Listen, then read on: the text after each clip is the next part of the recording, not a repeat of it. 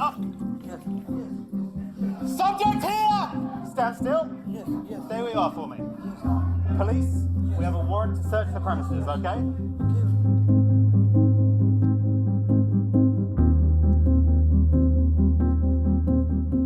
The intentions of the defendants was clearly to take payment and to carry out a crime for money. There was no ideological motivation around that, and there's no evidence to suggest that they knew who they were targeting.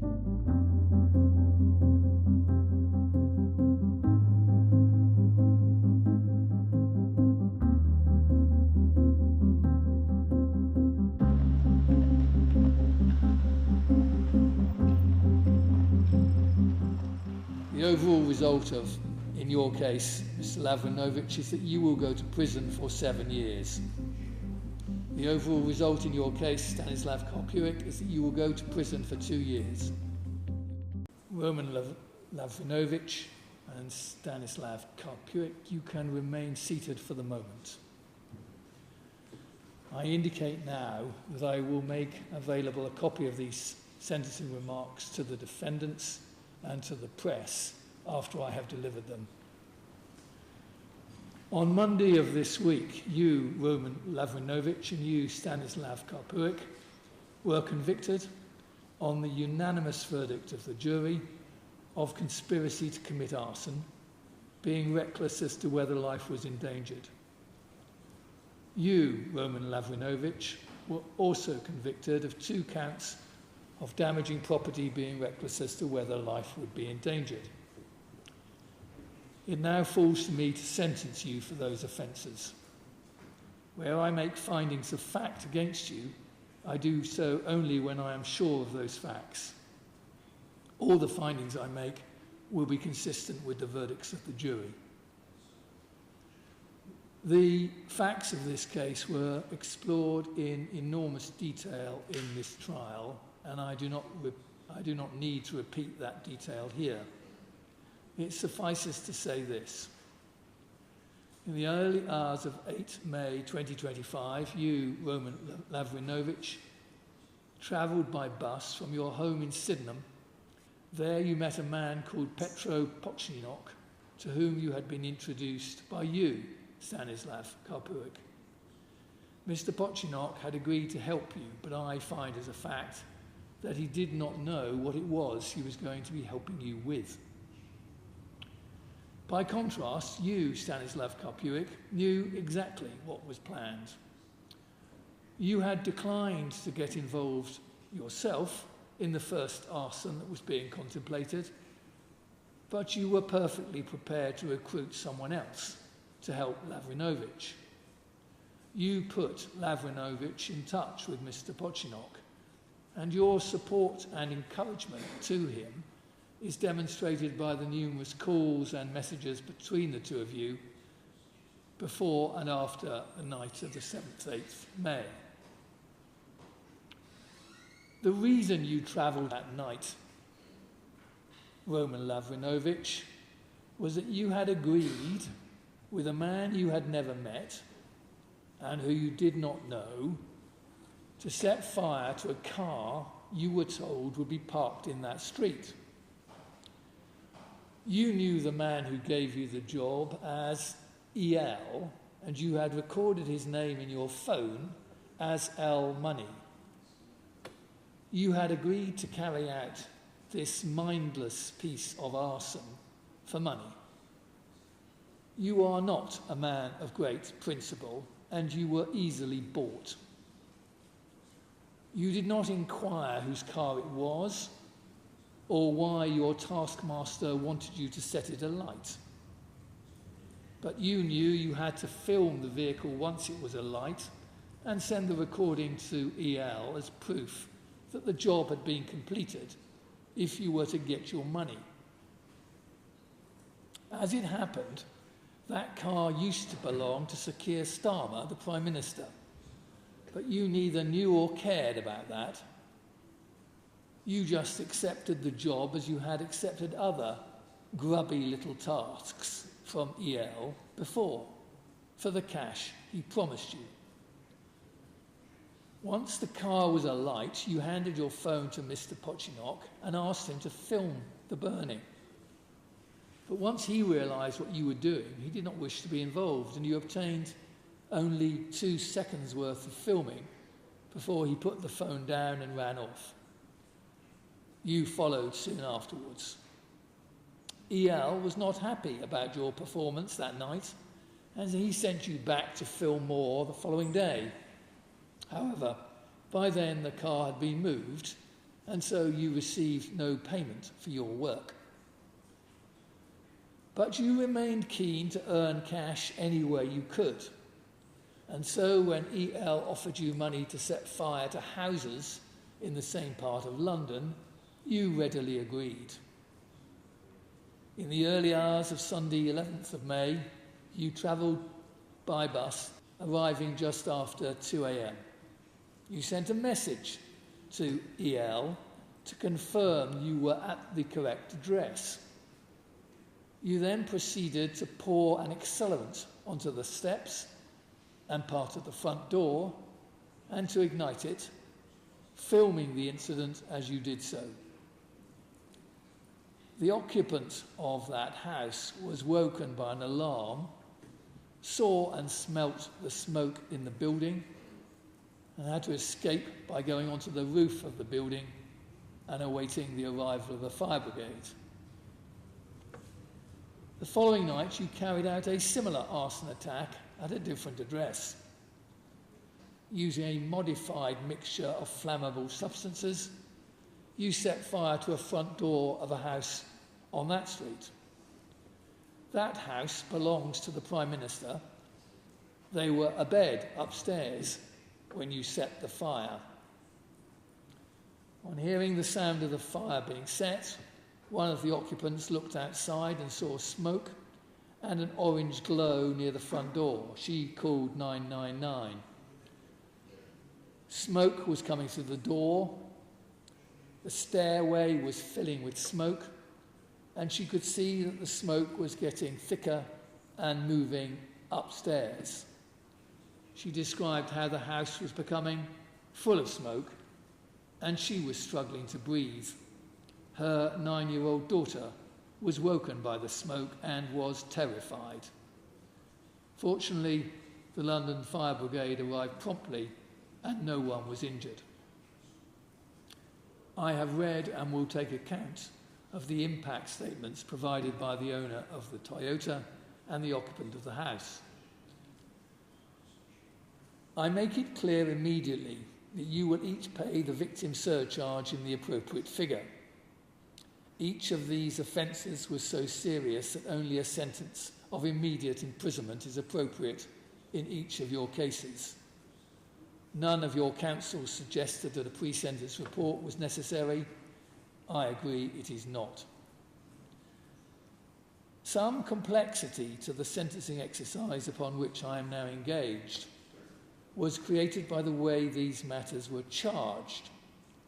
Count 1 alleged a conspiracy to commit arson, being reckless as to whether life was endangered.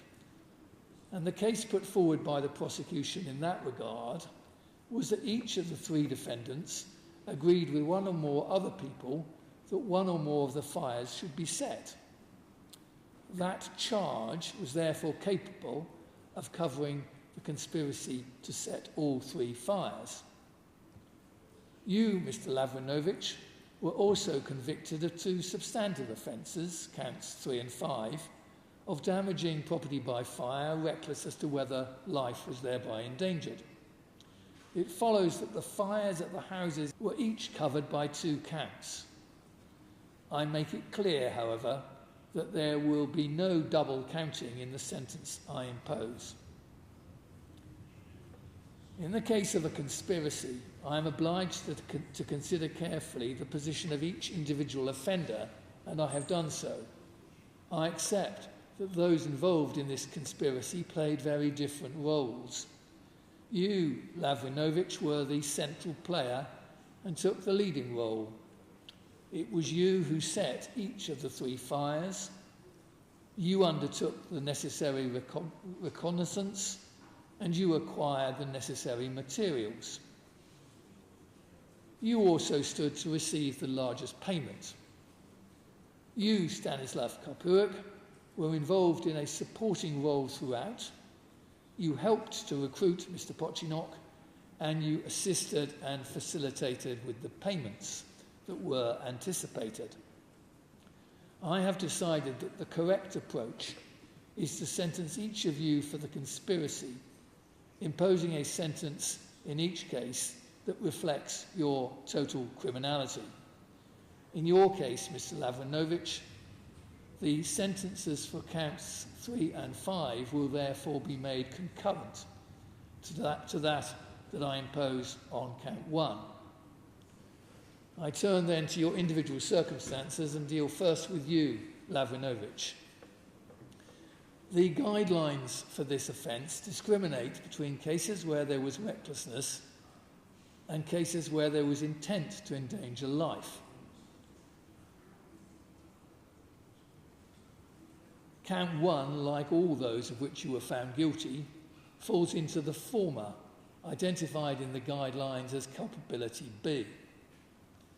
I have then to consider the harm caused or risked. In respect of the burning of the Toyota RAV car, there was significant physical harm to property in that the car, which was worth about £17,500, was completely destroyed. In addition, there was a significant risk of harm to passers-by or nearby residents from a vehicle set alight at night in the street. I turn next to counts 3 and 5. You said in evidence, Mr. Lavrinovich, that you had been told and that you believed that each of those houses was unoccupied.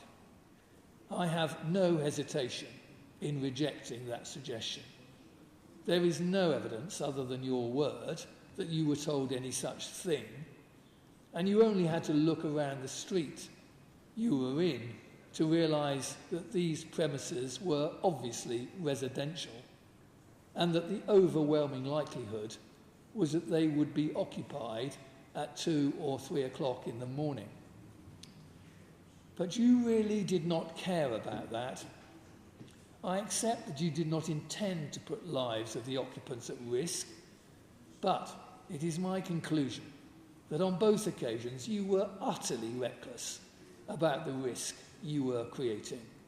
The obvious possibility was that there were people inside, as proved to be the case, and that setting alight their front door in the middle of the night risked exposing them to fire and or the smoke from the fire and or making it difficult for them to escape. I accept that you were not the instigator of these attacks. You were acting on the instructions of EL.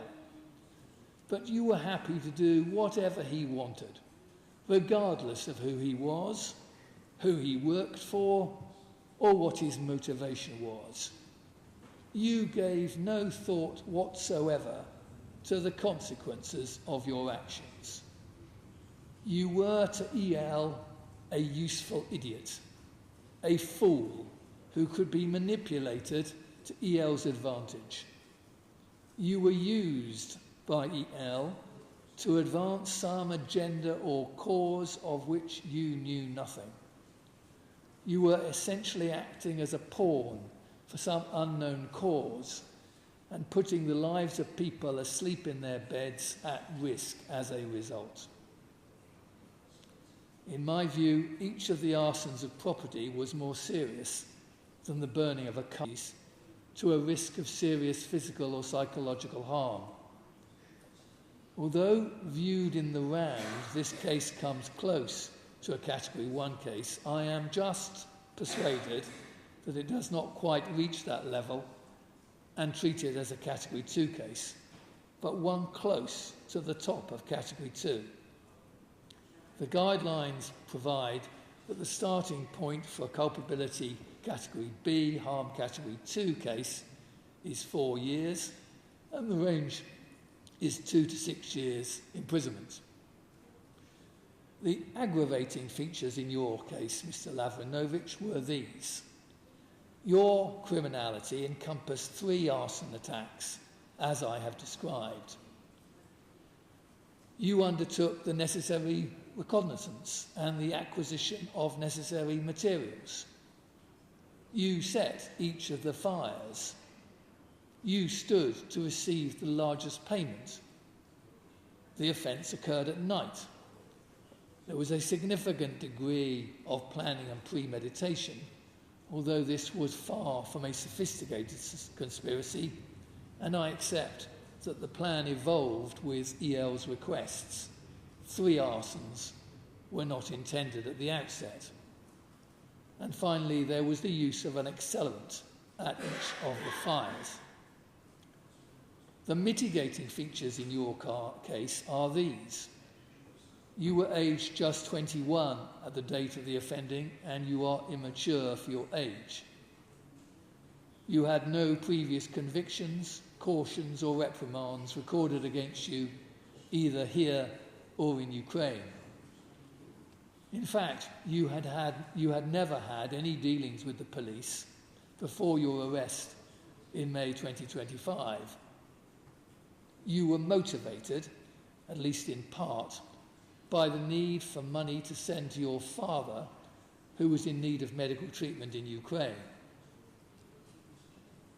When these events occurred, you were yourself very short of money, to the point where you could not always feed yourself properly. You are a man of significantly low-level intellectual functioning, as explained in the report of Dr. Mazda Biji, and are somewhat vulnerable as a result. And finally, I accept that you are ashamed of your conduct and have shown some genuine remorse.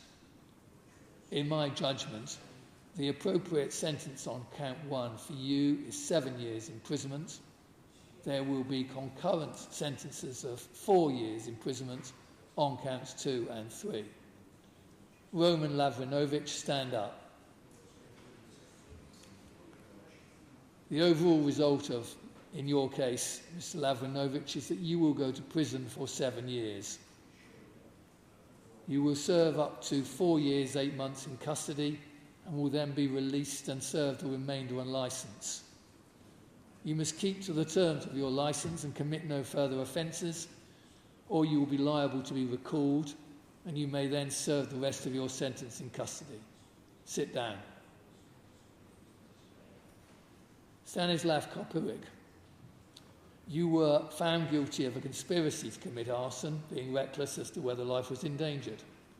I find on the facts that the conspiracy to which you were a party was an agreement between you, Lavrinovich, and EL to set fire to the Toyota RAV whilst it was parked, and then to set fires at the 2 residential addresses to which I have referred. This was a case of recklessness, not intention to endanger life. As I indicated in respect of Roman Lavrinovich, I find that this was a culpability category B, harm category 2 case, but the harm was towards the upper end of the range. The aggravating features of your case were these. Your criminality encompassed 3 arson attacks, as I have just described. The offences all occurred at night. There was the use of an accelerant at each of the fires. There was a significant degree of planning and premeditation, although I accept that your involvement was limited, as I have already described. The mitigating features are these. You are aged just 22. You had no previous convictions or warnings. You did not carry out the burning of the car, and it was not your idea to burn it. You were not directly involved in the setting fire to either of the 2 houses. Your involvement was limited to encouraging and supporting Roman Lavrinovich with phone calls and messages, helping to recruit Mr. Pochinok as someone who might be willing to assist in the burning of the car, although as it turned out he did not do so, and most significantly, as the man responsible for trying to collect the money offered for these crimes. Further, you gave what was a substantially true account, particularly as to the involvement of Mr. Pochinok, when interviewed by police at Luton Airport, and you admitted on that occasion that you had, quote, made a mistake, close quotes. You did not seek financial reward for your involvement and were never promised more than £100. Your involvement was prompted, at least in part, by a wish to help Lavrynovich in his efforts to obtain money to pay for his father's medical treatment. Finally, you were throughout in employment where you were well regarded by your employer. In my judgment, taking all those matters into account, the appropriate sentence on count 1 for you is one of 2 years' imprisonment. Stanislav Carpiuc, stand up. The overall result in your case, Stanislav Carpiuc, is that you will go to prison for 2 years. You will serve up to 1 year in custody, and you will then be released and serve the remainder on licence. You must keep to the terms of your licence and commit no further offences, or you'll be liable to be recalled, and you may then serve the rest of your sentence in custody. The 2 defendants can go down.